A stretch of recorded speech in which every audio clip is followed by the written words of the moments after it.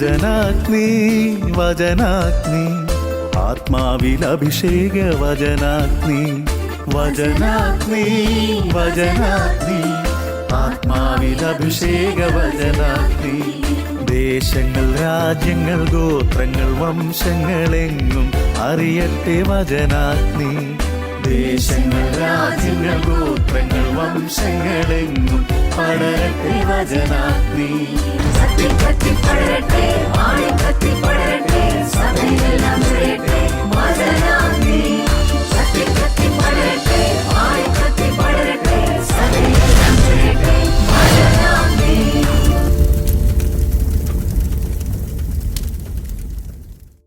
ഈശോയിൽ ഏറെ സ്നേഹിക്കപ്പെടുന്ന എൻ്റെ സഹോദരി സഹോദരന്മാരെ, നിങ്ങളേവരെയും ഏറെ സന്തോഷത്തോടെ യേശുനാമത്തിൽ ഈ വചന ശുശ്രൂഷയിലേക്ക് സ്വാഗതം ചെയ്യുന്നു.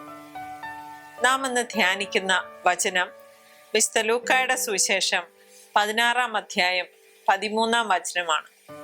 വചനം ഇങ്ങനെ പറയുന്നു: ഒരു ഭൃത്യന് 2 യജമാനന്മാരെ സേവിക്കുവാൻ സാധിക്കുകയില്ല. ഒരു ജീവിത അനുഭവത്തിലേക്ക് കടക്കുകയാണ്. എൻ്റെ കൂടെ കുറേയേറെ നാളുകളായി പള്ളിയിലെല്ലാ ശുശ്രൂഷയ്ക്കും മുൻപിട്ട് നിന്നിരുന്ന ഒരു ചേച്ചിയെ ഏതാനും ആഴ്ചകളായി കാണാതെ വരികയുണ്ടായി. ഞാൻ പെട്ടെന്ന് ചിന്തിച്ചു, ഈ ചേച്ചിക്ക് എന്തെങ്കിലും അസുഖം പിടിപെട്ടോ ആവോ. ഒരു ഞായറാഴ്ച കൂടെ നോക്കി, ചേച്ചിയെ കാണുന്നേയില്ല. അപ്പൊ ഞാൻ ഫോണിൽ വിളിക്കാൻ ശ്രമിച്ചു. ചേച്ചി ഫോൺ അറ്റൻഡ് ചെയ്യുന്നില്ല. അപ്പൊ ഞാൻ വിചാരിച്ചു, ഇനി ഇന്ത്യയിൽ നിന്ന് വെളിയിൽ എവിടെയെങ്കിലും പോയിട്ടുണ്ടാകുമോ, എന്തെങ്കിലും അത്യാവശ്യമായിരിക്കും എന്നല്ല. അങ്ങനെ ഇരിക്കെ ഒരു ഞായറാഴ്ച ഈ ചേച്ചി പള്ളിയുടെ ഏറ്റവും പുറകു ഭാഗത്ത് വന്നു നിൽക്കുന്നതായിട്ട് എൻ്റെ ശ്രദ്ധയിൽപ്പെട്ടു. എന്നാൽ കുർബാന കഴിയുമ്പോൾ ചേച്ചിയോട് സംസാരിക്കാം എന്ന് വിചാരിച്ചെങ്കിലും കുർബാന കഴിഞ്ഞ് ഞാൻ ഇറങ്ങി വന്നപ്പോഴേക്കും ഈ ചേച്ചി അവിടെ ഇല്ലായിരുന്നു. ഇന്ന് സംസാരിക്കാൻ സാധിച്ചില്ലല്ലോ എന്ന് വിചാരിച്ചു. മറ്റൊരു ദിവസം അല്പം താമസിച്ചാണ് ഞാൻ വന്നത്. ഞാനും പള്ളിയുടെ ഏറ്റവും പുറകുഭാഗത്തുള്ള ഒരു ബെഞ്ചിൽ ഇരിക്കുകയുണ്ടായി. അപ്പോൾ ഞാൻ ശ്രദ്ധിച്ചപ്പോൾ ഈ ചേച്ചി ഏകദേശം 5 മിനിറ്റും കൂടെ കഴിഞ്ഞ് അവിടെ വരികയുണ്ടായി. എന്നാൽ സുവിശേഷ വായനയ്ക്ക് ശേഷം അച്ഛൻ പ്രസംഗം ആരംഭിച്ചപ്പോൾ ഈ ചേച്ചി ഒരു ബാഗുമായിട്ട് വെളിയിലേക്ക് പോകുന്നത് ഞാൻ ശ്രദ്ധിക്കുകയുണ്ടായി. പിന്നീട് വീടിനടുത്തുള്ള ഒരു സ്ഥലത്ത് വെച്ച് കണ്ടപ്പോൾ ഞാൻ ഈ ചേച്ചിയോട് ചോദിക്കുകയുണ്ടായി, ചേച്ചി എന്ത് പറ്റി, പള്ളിയിൽ വന്നിട്ട് പോകുന്നത് കണ്ടല്ലോ. പ്രിയപ്പെട്ടവരെ, ഈ ചേച്ചി എന്നോട് പറയുകയാണ്, എനിക്ക് പള്ളിയുമായി ബന്ധപ്പെട്ട ആചാര അനുഷ്ഠാനങ്ങളിൽ ഒരു സംശയം തോന്നി തുടങ്ങിയിരിക്കുന്നു. വചനം വ്യാഖ്യാനിക്കുന്നത് മതിയോ, അതോ കുറച്ചും കൂടി ആരാധനയും ഒക്കെ ഉള്ളതാണോ മനുഷ്യർക്ക് മനസ്സിന് ഒരു ആശ്വാസം കൂടുതൽ പകർന്നു നൽകുന്നത് എന്ന ചിന്തയിലേക്ക് ഞാൻ കടന്നു വന്നിരിക്കുകയാണ്. വീണ്ടും ചോദിച്ചപ്പോൾ ആ ചേച്ചി പറയുകയുണ്ടായി, വേറെ ഒരു മതവിഭാഗത്തിന്റെ ആരാധനയിൽ പങ്കെടുക്കാനായിട്ടാണ് ഈ പള്ളിയുടെ പ്രസംഗം ആരംഭിക്കുന്ന സമയത്ത് ചേച്ചി അവിടെ നിന്ന് ഇറങ്ങിപ്പോകുന്നത്. ഏറെ സങ്കടം തോന്നി. ചേച്ചിയുമായിട്ട് സംസാരിച്ചപ്പോൾ ചേച്ചി പറയുകയാണ്, ഈ ആചാരാനുഷ്ഠാനങ്ങളിൽ കൂടെയൊക്കെ മനുഷ്യർക്ക് മനസ്സമാധാനം ലഭിക്കുമോ, അതോ മറ്റ് വിഭാഗങ്ങളുടെ ആരാധനയാണോ കൂടുതൽ ദൈവത്തിന് ഇഷ്ടം എന്ന ഒരു സംശയം തോന്നി തുടങ്ങി കഴിഞ്ഞുവെന്ന്. അപ്പോൾ ഞാൻ സ്വാഭാവികമായിട്ടും തിരിച്ചു ചോദിച്ചു, പിന്നെ എന്തിനാണ് ചേച്ചി ഇവിടെ വന്നത്? അപ്പോൾ ചേച്ചി എന്നോട് പറയുകയാണ്, ഞാൻ ഈ പള്ളിയിൽ വരാതിരുന്നാൽ എൻ്റെ മനസ്സിന് എന്തോ ഒരു കുത്തൽ പോലെ തോന്നി തുടങ്ങിയിരിക്കുകയാണ്. അപ്പം ഇവിടെ വന്നില്ലെങ്കിൽ ഈശോയ്ക്ക് ഇഷ്ടപ്പെടുകയല്ലോ, അത് ശരിയാകുകയല്ലോ എന്നൊരു ഉൾവിളി ഉള്ളത് കൊണ്ട് ഇവിടെയും കുറച്ചുകൂടി അവിടെയും കുറച്ചുകൂടി മുന്നോട്ട് പോയിക്കൊണ്ടിരിക്കുകയാണ്. ചേച്ചി വീണ്ടും വ്യാഖ്യാനിച്ചു, അവിടുത്തെ ബൈബിൾ വ്യാഖ്യാനങ്ങളും പ്രാർത്ഥനകളും ഒക്കെ എന്നെ ഏറെ ആകർഷിച്ചു തുടങ്ങിയിരിക്കുന്നു. കൂടുതൽ വചനങ്ങളൊക്കെ ഞാൻ പഠിക്കാൻ തുടങ്ങിയിരിക്കുന്നു. കുറച്ചും കൂടെ ആഴത്തിൽ പ്രാർത്ഥിക്കാനും വചനങ്ങൾ വെച്ച് പ്രാർത്ഥിക്കാനും എനിക്ക് സാധിക്കുന്നു. എന്നാൽ പള്ളിയിൽ അങ്ങനെയൊന്നുമില്ലല്ലോ. പ്രിയപ്പെട്ടവരെ, ഏറെ വിഷമം തോന്നി.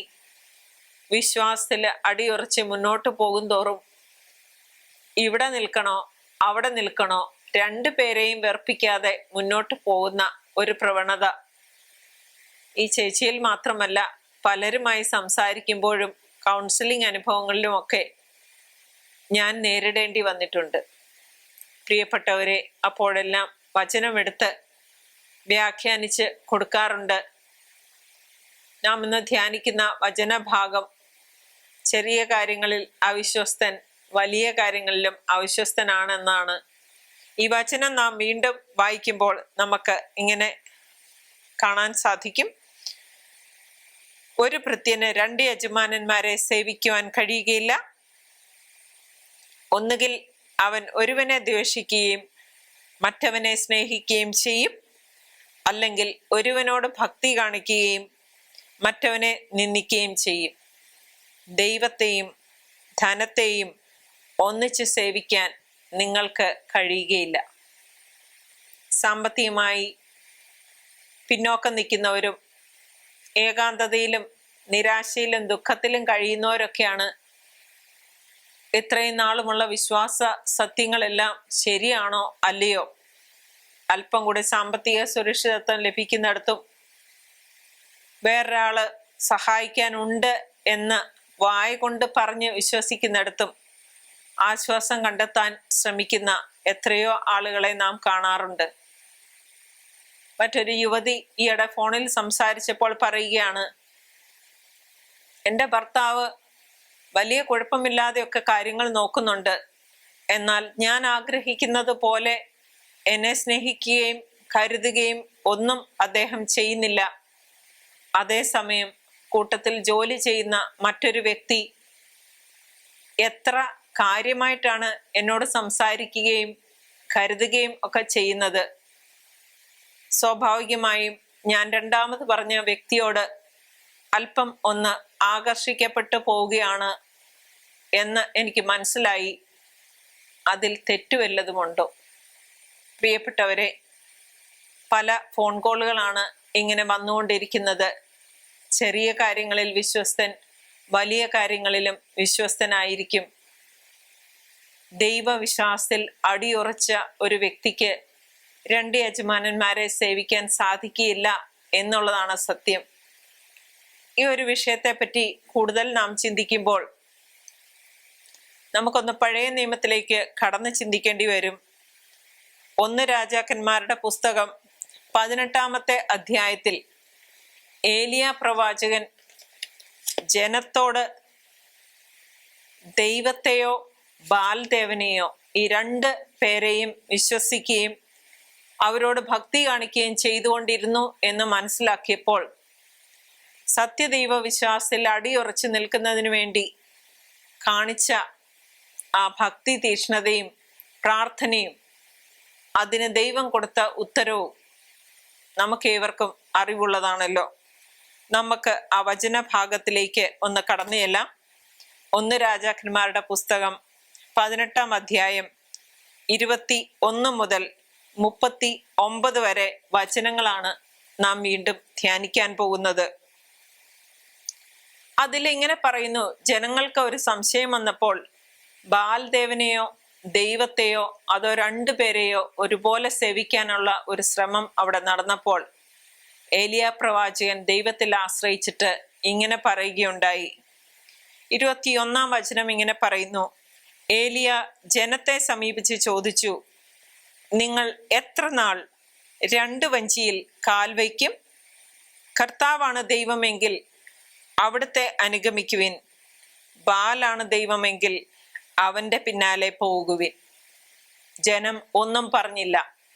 സംശയിച്ച ജനത്തിന് ഒരു അടയാളം കണ്ടാൽ എങ്കിലും വിശ്വാസം വരും എന്ന് ഏലിയയ്ക്ക് മനസ്സിലായി. വീണ്ടും നാം കാണുകയാണ്, ഏലിയ ആവശ്യപ്പെടുകയാണ്, ഞങ്ങൾക്ക് 2 കാളയെ തരുവിൻ, ഒന്നിനെ അവർ കഷ്ണങ്ങളാക്കി വിറകിന്മേൽ വെക്കട്ടെ, തീ കൊളുത്തരുത്, മറ്റേതിനെ ഞാനും ഒരുക്കി വിറകിന്മേൽ വയ്ക്കാം, ഞാനും തീ കൊളുത്തുകയില്ല. അടുത്ത വചനം, നിങ്ങൾ നിങ്ങളുടെ ദൈവത്തിന്റെ നാമം വിളിച്ചപേക്ഷിക്കുവിൻ. ഞാൻ കർത്താവിന്റെ നാമം വിളിച്ചപേക്ഷിക്കാം. അഗ്നി അയച്ച് പ്രാർത്ഥന കേൾക്കുന്ന ദൈവമായിരിക്കും യഥാർത്ഥ ദൈവം. ആ അഭിപ്രായം ജനം ശരിവെക്കുകയാണ് ഉണ്ടായത്. വീണ്ടും 25-ാം വചനത്തിൽ ഇങ്ങനെ കാണുന്നു: ബാലിന്റെ പ്രവാചകന്മാരോട് ഏലിയ പറഞ്ഞു, ആദ്യം നിങ്ങൾ ഒരു കാളയെ ഒരുക്കിക്കൊള്ളുവിൻ. നിങ്ങൾ അനേകം പേരുണ്ടല്ലോ, നിങ്ങളുടെ ദേവനെ വിളിച്ചപേക്ഷിക്കുവിൻ, എന്നാൽ തീ കൊളുത്തരുത്. അപ്പോൾ ആ ഒരു പ്രവൃത്തി അവിടെ തുടർന്ന് പോവുകയാണ്. വീണ്ടും നമുക്ക് കാണാൻ പറ്റും ഏലിയായുടെ പ്രാർത്ഥന എത്ര തീഷ്ണതയുള്ളവരാണ്. നമുക്കറിയാം, കർത്താവിന്റെ ജനം കർത്താവിനെ ഉപേക്ഷിച്ച് പോകുമ്പോൾ വിശ്വാസത്തിൽ തീഷ്ണതയുള്ള ഒരു വ്യക്തിക്ക് വെറുതെ ഇരിക്കാനാവില്ല. പ്രാർത്ഥനയുടെ തീഷ്ണത ദൈവസന്നിധിയിലെത്തുമ്പോൾ ദൈവം നേരിട്ട് അത്ഭുതം പ്രവർത്തിച്ചത് നമുക്ക് ഈ അധ്യായത്തിൽ കാണാനായിട്ട് സാധിക്കും. നമുക്ക് വീണ്ടും കാണാൻ സാധിക്കും 24-ാമത്തെ വചനത്തില് വീണ്ടും ഇങ്ങനെ പറയുന്നു: അഗ്നി അയച്ച് പ്രാർത്ഥന കേൾക്കുന്ന ദൈവമായിരിക്കും യഥാർത്ഥ ദൈവം. ഇത് പറഞ്ഞതിന് ശേഷം ഏലിയായുടെ തീഷ്ണമായ പ്രാർത്ഥനയാണ് 36, 37 വചനങ്ങളിൽ നാം കാണുന്നത്. വചനം ഇങ്ങനെ പറയുന്നു: ദഹനബലിയുടെ സമയമായപ്പോൾ, എല്ലാ ഒരുക്കങ്ങൾക്ക് ശേഷം ദഹനബലിയുടെ സമയമായപ്പോൾ ഏലിയ പ്രവാചകൻ അടുത്തു വന്ന് പ്രാർത്ഥിച്ചു.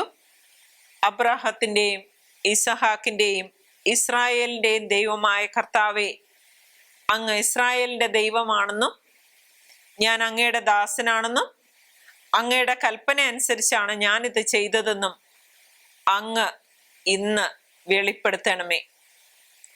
കർത്താവെ, എൻ്റെ പ്രാർത്ഥന കേൾക്കണമേ. അങ്ങ് മാത്രമാണ് ദൈവമെന്നും അങ്ങ് ഇവരുടെ ഹൃദയങ്ങളെ തിരിച്ചു വിളിക്കുന്നുവെന്നും അവർ അറിയുന്നതിന് എൻ്റെ പ്രാർത്ഥന കേൾക്കണമേ. ഇത് വെറും വാശിപ്പുറത്തുള്ള പ്രാർത്ഥനയല്ല. കർത്താവ് പറഞ്ഞിട്ടുണ്ടല്ലോ, ഈ ചെറിയവരിൽ ഒരുവൻ പോലും നശിച്ചു പോകുന്നത് കർത്താവിന് സഹിക്കാനാവില്ല. അപ്പൊ കർത്താവിന്റെ ജനത്തെ തിരിച്ച് എടുക്കുന്നതിന് വേണ്ടിയുള്ള എലിയ പ്രവാചകന്റെ തീഷ്ണമായ പ്രാർത്ഥനയാണ് നാം കേട്ടത്. ഉടനെ ദൈവത്തിന്റെ പ്രവൃത്തി അവിടെ വെളിപ്പെടുകയാണ്. 38, 39 വചനങ്ങളിൽ ദൈവപ്രവൃത്തി നമുക്ക് കാണാൻ സാധിക്കും. അത്ഭുതകരമായി കർത്താവ് ഇടപെടുന്നത് നമുക്കവിടെ കാണാൻ സാധിക്കും. വചനം ഇങ്ങനെ പറയുന്നു: ഉടനെ കർത്താവിൽ നിന്ന് അഗ്നി ഇറങ്ങി ബലിവസ്തുവും വിറകും കല്ലും മണ്ണും ദഹിപ്പിക്കുകയും ചാലിലെ വെള്ളം വറ്റിക്കുകയും ചെയ്തു. അഗ്നി ഇറങ്ങി പ്രവർത്തിക്കുന്നത് കാണാനായി ഈ ബലിപീഠത്തിന് ചുറ്റും ചാലുകൾ വഴി വെള്ളം ഒഴുകിക്കൊണ്ടേയിരുന്നു. എന്നാൽ അത്ഭുതകരമായി കർത്താവിന്റെ അഗ്നി ഇറങ്ങി ഇതിനെല്ലാം ദഹിപ്പിച്ചത് അവിടെ കൂടി നിന്ന എല്ലാ ജനതകൾക്കും മുമ്പിൽ ഇത് വെളിപ്പെടുക തന്നെ ചെയ്തു എന്നതാണ് സത്യം. വീണ്ടും 39-ാമത്തെ വചനത്തിൽ ജനം എങ്ങനെ വിശ്വസിച്ച് വിശ്വാസത്തിൽ ആഴപ്പെട്ടു എന്ന് നമുക്ക് കാണാൻ സാധിക്കും. വചനം ഇങ്ങനെ പറയുന്നു: ഇത് കണ്ട് ജനം സാഷ്ടാംഗം വീണ് വിളിച്ചു പറഞ്ഞു, കർത്താവ് തന്നെ ദൈവം, കർത്താവ് തന്നെ ദൈവം. ഏലിയ അവരോട് പറഞ്ഞു, ബാലിന്റെ പ്രവാചകന്മാരെ പിടിക്കുവിൻ, ഒരുവനും രക്ഷപ്പെടരുത്. ജനം അവരെ പിടിച്ചു. ഏലിയ അവരെ താഴെ കിഷോൻ അരുവിക്ക് സമീപം കൊണ്ടുപോയി വധിച്ചു. പ്രിയപ്പെട്ടവരെ, ജീവിതത്തിൽ നിർണായക സാഹചര്യങ്ങൾ ഇതുപോലെ ഉണ്ടാകുമ്പോൾ കർത്താവിന്റെ പ്രവാചകർ ശക്തമായി പ്രാർത്ഥിക്കുകയും ജനങ്ങൾക്ക് കർത്താവിലേക്ക് തിരിച്ചു വരാനായി വ്യക്തമായ ഒരു അടയാളം കൊടുക്കുക തന്നെ ചെയ്യും. വീണ്ടും നാം ബൈബിൾ വചനങ്ങളിൽ കൂടെ കടന്നു പോകുമ്പോൾ ഏതാനും വചനങ്ങൾ കൂടി നാം കാണേണ്ടിയിരിക്കുന്നു. ഇതൊരൊറ്റപ്പെട്ട സംഭവമല്ല. ഇന്നും കർത്താവിൻ്റെ ജനങ്ങൾ വഴിതെറ്റിപ്പോകുമ്പോൾ ആരിലൂടെയെങ്കിലും അവരെ വീണ്ടെടുക്കുന്നത് നമുക്ക് അനുഭവവേദ്യമായ കാര്യങ്ങളല്ലേ? നമുക്ക് മറ്റൊരു വചനത്തിലേക്ക് കടക്കാം. 1 ദിനവൃത്താന്തം 21 അധ്യായം 26 തിരുവചനം.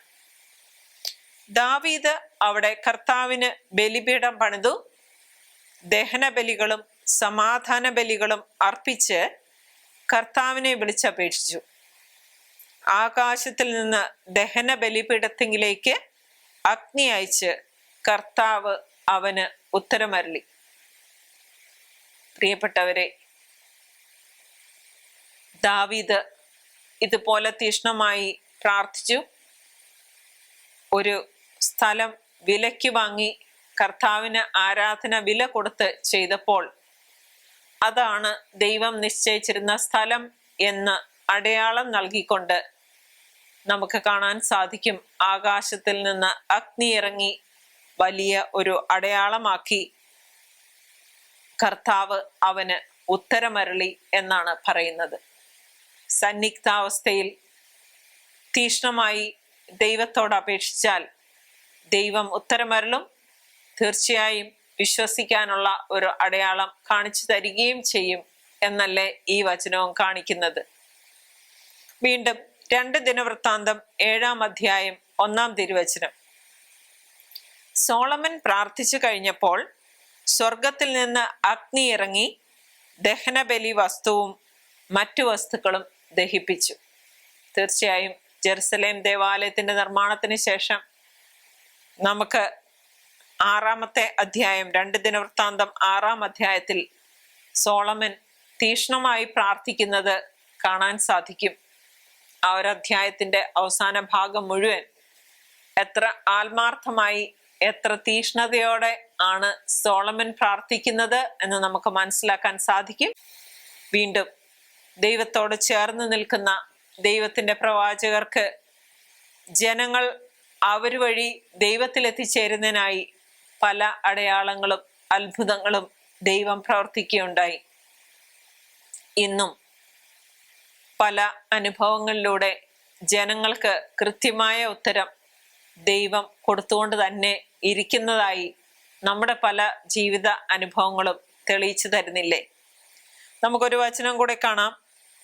വീണ്ടും 2 ദിനവൃത്താന്തം 7 അധ്യായം 2-3 വചനങ്ങളില് നമുക്ക് ദൈവത്തിന്റെ പ്രവൃത്തി കാണാനായി സാധിക്കും. ജനം വിശ്വസിച്ചു, ജനം ഏറ്റുപറഞ്ഞു. ആ ദേവാലയത്തില് കാഴ്ചവസ്തുക്കൾ അർപ്പിച്ച് ബലിയർപ്പിച്ചു എന്നാണ് വചനം പറയുന്നത്. പ്രിയപ്പെട്ടവരെ, ഈ ഓരോ പ്രവൃത്തികളും ജനം ദൈവത്തിലേക്ക് തിരിയാനുള്ള അടയാളങ്ങളാണ്. അതിൻ്റെ അവസാനം ജനങ്ങൾ കർത്താവിൽ വിശ്വസിക്കുക തന്നെ ചെയ്യും.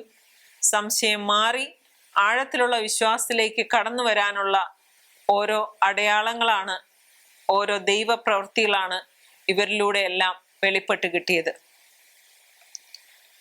വീണ്ടും നമുക്ക് കാണാൻ സാധിക്കും, ഇതിനെ രണ്ടിനെയും ചേർത്ത് 2 മക്കബാരുടെ പുസ്തകം 2 അധ്യായം 10 തിരുവചനത്തിൽ ഇങ്ങനെ പറയുന്നു: മോശ കർത്താവിനോട് പ്രാർത്ഥിച്ചപ്പോൾ ആകാശത്ത് നിന്ന് അഗ്നി ഇറങ്ങി ബലിവസ്തുക്കൾ ദഹിപ്പിച്ചതുപോലെ സോളമൻ പ്രാർത്ഥിച്ചപ്പോഴും സംഭവിച്ചു. ഇപ്പൊ നമ്മൾ എത്രയോ ഉദാഹരണങ്ങളാണ് കണ്ടിരിക്കുന്നത്. മോശ ഇസ്രായേൽ ജനത്തെ മരുഭൂമിയിലൂടെ നയിച്ചുകൊണ്ടിരുന്നപ്പോഴെല്ലാം നമുക്കെല്ലാവർക്കും അറിയാവുന്ന പോലെ കത്തുന്ന മുൾപ്പടർപ്പിൽ മോശയ്ക്ക് പ്രത്യക്ഷപ്പെടുന്ന ദൈവം. ഇനി എങ്ങനെ പോകണം എന്ന് അറിയാതെ ജനം തർക്കിച്ചും മറുതലിച്ച് നിന്നപ്പോഴെല്ലാം നമുക്കറിയാം, വെള്ളമില്ലാതെ വന്നപ്പോൾ വടി പാറയിൽ അടിച്ച് അവിടെ നിന്ന് വെള്ളം പൊട്ടി പുറപ്പെട്ട് ജനതകൾക്ക് അടയാളമായിട്ട് അത് തീരുകയുണ്ടായി. തീർച്ചയായും പ്രവാചകന്മാർ ദൈവത്തോട് പ്രാർത്ഥിക്കുമ്പോൾ ദൈവത്തിന്റെ പ്രവൃത്തി അവരിലൂടെ വെളിപ്പെടുത്തുന്നത് ജനങ്ങൾക്ക് വേണ്ടിയിട്ടാണ്. എന്നിട്ട് നമുക്ക് കാണാൻ സാധിക്കും, എത്രയേറെ അത്ഭുതങ്ങളും അടയാളങ്ങളും അനുഭവിച്ചറിഞ്ഞിട്ടും ഇസ്രായേൽ ജനം എത്രയോ തവണ ദൈവത്തോട് മറുതലിച്ചു, എത്രയോ തവണ ദൈവത്തെ ആരാധിക്കാതെ മറ്റു വിഗ്രഹങ്ങൾക്ക് ആരാധന അർപ്പിച്ചു. പ്രിയപ്പെട്ടവരെ, നാം ഇതിൽ കൂടെ എല്ലാം കടന്നു പോകുമ്പോൾ നമുക്ക് മനസ്സിലാക്കാൻ സാധിക്കും, എത്രയോ അനുഗ്രഹങ്ങളും അത്ഭുതങ്ങളും നേരിട്ട് അനുഭവിച്ചറിഞ്ഞിട്ടും ദൈവത്തിൻ്റെ കരുണയില്ലാതെയാകുമ്പോൾ എത്ര പെട്ടെന്നാണ് ദൈവത്തെ തള്ളിപ്പറഞ്ഞ് മറ്റൊരു യജമാനെ സേവിക്കാനായി നാം എല്ലാവരും ഇറങ്ങി പുറപ്പെടുന്നത്. ജോബിന്റെ പുസ്തകത്തിൽ ചോദിക്കുന്ന പോലെ, ദൈവത്തിൽ നിന്ന് നന്മ സ്വീകരിച്ച നാം തിന്മ സ്വീകരിക്കാൻ മടിക്കുകയോ? ജീവിതത്തിന്റെ പരിപരത്ത ജീവിത അനുഭവങ്ങളിലൂടെ കടന്നു പോകുമ്പോൾ ദുഃഖവും നിരാശയും എല്ലാം ഏറുമ്പോൾ ദൈവത്തെ എത്ര പ്രാവശ്യം നാമും തള്ളി പറയാറുണ്ട്. പ്രിയപ്പെട്ടവരെ, തൻ്റെ ജനത്തെ തന്നോട് ചേർത്ത് നിർത്താൻ, അവർ തന്നിൽ നിന്ന് അകന്നു പോവാതിരിക്കാൻ എന്തെല്ലാം അത്ഭുതങ്ങളും അടയാളങ്ങളുമാണ് ദൈവം പ്രവർത്തിക്കുന്നത്. നമ്മുടെ ജീവിതത്തിലെ സുപ്രധാനമായ അനുഭവങ്ങളിലൂടെ കടന്നു പോകുമ്പോൾ ഈ വചനഭാഗങ്ങളിൽ കണ്ടതുപോലെ തന്നെ പറഞ്ഞാൽ ആരും വിശ്വസിക്കാത്ത എത്രയോ ദൈവപ്രവൃത്തികളാണ് ദൈവം നമ്മുടെ ജീവിതത്തിൽ വർഷിച്ചിട്ടുള്ളത്.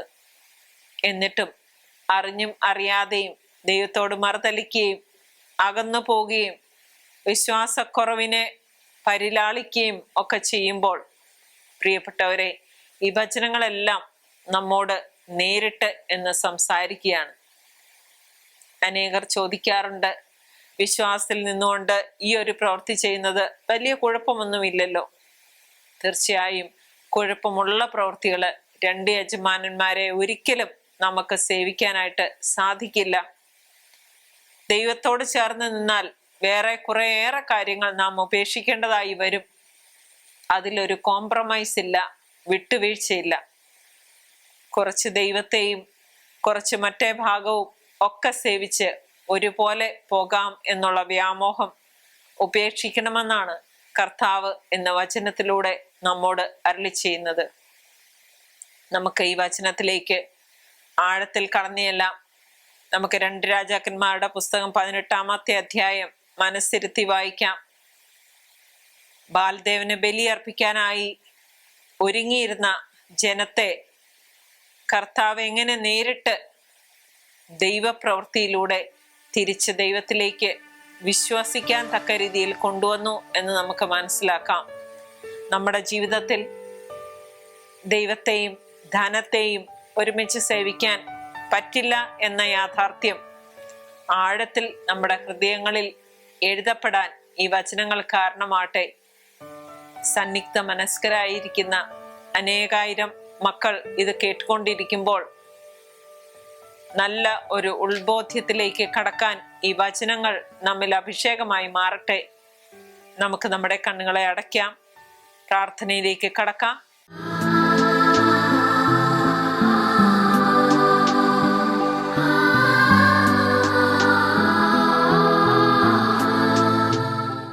കർത്താവേ, ഞങ്ങളുടെ ശക്തനായ ദൈവമേ, ഈ സമയം ഞങ്ങൾ അങ്ങേ ആരാധിക്കുന്നു, സ്തുതിക്കുന്നു, പുകഴ്ത്തുന്നു, മഹത്വപ്പെടുത്തുന്നു, നന്ദി പറയുന്നു.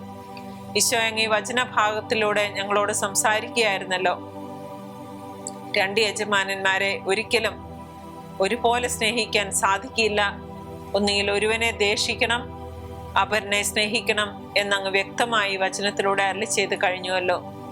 കർത്താവെ, വിശ്വാസത്തിന്റെ തലങ്ങളിലും വ്യക്തിപരമായ പല അവസരങ്ങളിലും സന്നിഗ്ധ അവസ്ഥയിൽ നിൽക്കുന്ന ജനങ്ങൾക്ക് അഭിഷേകമായി ഈ വചനങ്ങൾ മാറാൻ തക്ക രീതിയിൽ അങ്ങ് ഇടപെടണമേ എന്ന് ഞങ്ങൾ പ്രാർത്ഥിക്കുകയാണ്. ഈശോയെ, എത്രയേറെ അത്ഭുതങ്ങളും അടയാളങ്ങളും അത്ഭുതകരമായ രീതിയിൽ ഞങ്ങളുടെ കൺമുമ്പിൽ കണ്ടിട്ടും വഴിതെറ്റിപ്പോയ അവസരങ്ങളെ ഓർത്ത് കർത്താവെ ക്ഷമ ചോദിക്കുന്നു. ഞങ്ങളോട് കരുണയായിരിക്കണമേ, ഞങ്ങളുടെ വിശ്വാസത്തെ വർദ്ധിപ്പിക്കണമേ. ഈശോയെ, ഞങ്ങൾ പോകുന്ന വഴി അങ്ങ് അറിയുന്നുവല്ലോ. അത് ശരിയല്ലെങ്കിൽ കർത്താവെ, അത് ഞങ്ങളെ മനസ്സിലാക്കി ഞങ്ങളെ അതിൽ നിന്ന് തിരിച്ച് അങ്ങിലേക്ക് ചേർത്ത് നിർത്തണമേ എന്ന് ഞങ്ങൾ പ്രാർത്ഥിക്കുന്നു. ഈശോയെ, അങ്ങേക്കാൾ ഉപരി മറ്റൊന്നിനെ സ്നേഹിക്കാൻ ഞങ്ങൾക്കിടയാത്ത രീതിയിൽ ഞങ്ങളെ അങ്ങ് ചേർത്ത് നിർത്തണമേ എന്ന് പ്രാർത്ഥിക്കുന്നു. കുടുംബങ്ങളുടെ സുസ്ഥിതിയെ കർത്താവെ അങ്ങേക്കരങ്ങളിലേക്ക് സമർപ്പിക്കുന്നു. വിശ്വസ്തതയില്ലാതെ പോകുന്ന ഭാര്യ ഭർത്തൃ ബന്ധങ്ങൾ മാതാപിതാക്കളും മക്കളും തമ്മിലുള്ള ബന്ധങ്ങൾ, സഹോദരങ്ങൾ തമ്മിലുള്ള ബന്ധങ്ങൾ എല്ലാം കർത്താവെ അങ്ങേ സന്നിധിയിലേക്ക് ഞങ്ങൾ ചേർത്ത് വയ്ക്കുന്നു. ചെറിയ കാര്യങ്ങളിൽ വിശ്വസ്തരായി അങ്ങയോട് ചേർന്ന് നിന്ന് മുന്നോട്ട് പോകാൻ വേണ്ട കൃപയാലും അനുഗ്രഹത്താലും ഞങ്ങളെ നിറയ്ക്കണമേ എന്ന് പ്രാർത്ഥിക്കുന്നു.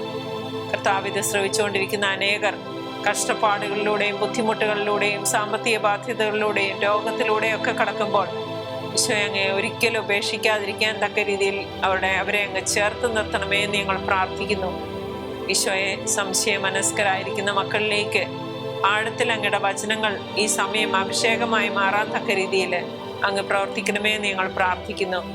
അമ്മേ മാതാവേ, ഏറെ വിശ്വസ്തയോടെ ദൈവം ഏൽപ്പിച്ച എല്ലാ കാര്യങ്ങളും സംശയലേശം അന്യേ ചെയ്തവളെ, ഞങ്ങളുടെ ജീവിതയാത്രയിൽ ഈശോയോട് ചേർന്ന് നിന്ന് ഈശോയോട് മാത്രം ചേർന്ന് നിന്ന് മുന്നോട്ട് നീങ്ങുന്നതിന് വേണ്ട കൃപയാലും അനുഗ്രഹത്താലും നിറയ്ക്കണമേ. മറ്റെല്ലാ പ്രലോഭനങ്ങളെ അതിജീവിക്കാനുള്ള അനുഗ്രഹം ഇത് ശ്രവിച്ചുകൊണ്ടിരിക്കുന്ന മക്കളുടെ മേൽ അങ്ങ് ചൊരിയണമേ. ഞങ്ങളെ അങ്ങ് പരിശുദ്ധാത്മാവിനാൽ നിറയ്ക്കണമേ. സ്വർഗീയ ജ്ഞാനത്താല് നിറച്ച് വഴി നടത്തണമേ. നിത്യം പിതാവും പുത്രനും പരിശുദ്ധാത്മാവുമായ സർവേശ്വര എന്നേക്കും ആമേൻ. ഹല്ലേലൂയ. യേശുവേ നന്ദി, യേശുവേ സ്തുതി. ആമേൻ.